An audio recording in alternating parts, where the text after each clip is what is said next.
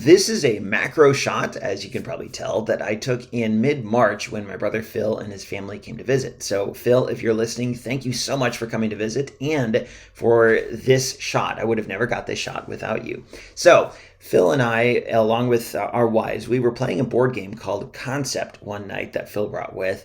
And this is after the kids are in bed. Even though this board game is totally family friendly and you could absolutely play with kids, we just wanted to do a round or two, just the grown-ups. So we're playing Concept, and it's hard to really describe the game, but it has all these little plastic pieces like you see here. And after one particular round, either one round or one whole game of it, we were sitting around and just talking, and Phil and I got to thinking, you know what, these pieces would make a really good macro picture. So I had my macro lens, and we set about creating the shot that you see here. This is not a spontaneous, unplanned shot. Like, we did set everything up intentionally, but the idea for this was kind of spontaneous, so that was fun. We wanted to use one subject, this green question mark, as the clear subject of the photo. So we started with that and then worked around it. So starting from this green question mark, which is maybe 1.5 inches tall, we thought, well, what else do we want in the photo? Do we want some blues, some yellows, some reds? What do we want in the foreground, in the background? How far forward and backward do we want all these different elements? How many elements do we want? Because you can't overload the photo with so much that it distracts from the subject. What about the lighting? This is at night, so all the lighting was artificial. And do we want overhead light from the light directly above in the chandelier? Or do we want some other light, like from the side? There were all these questions that we had to answer.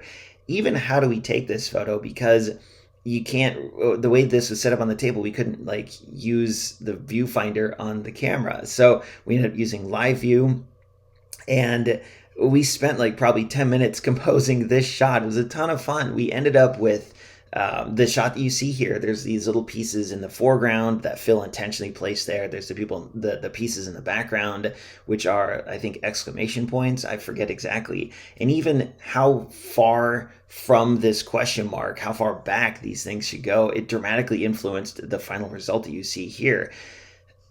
The lighting came from an iPhone. I think it was either me or Phil. We took our iPhone, one of our iPhones, and held it in flashlight mode off to the side, and it gave everything the light that you see here. Without the iPhone, that you wouldn't have, it'd be a totally different shot, and it was a totally different shot. One thing I also like about this is the cool onion skin bokeh, or I don't know if that's what you even call it. Maybe it's not onion skin, but I guess that's not the right term. But the blurry parts in the background have these shapes in them, which is super cool. On the left, you see there's like this blue, it's almost like a football. And on the way right-hand side, you can see another little blue football. And then there's that same shape, which it is shown a little bit in other blurry parts as well. These aren't perfect circles. And that's one of the advantages of using a macro lens versus close-up filters, is you get those, all the properties of an actual lens, as opposed to just making everything blurry. So super happy with this photo. It was a really fun experiment to do, and it goes to show that you can turn anything into a fun photo opportunity when you have a macro lens. So Phil, thanks for coming to visit. We had a great time with you, and thank you for helping me take this cool shot.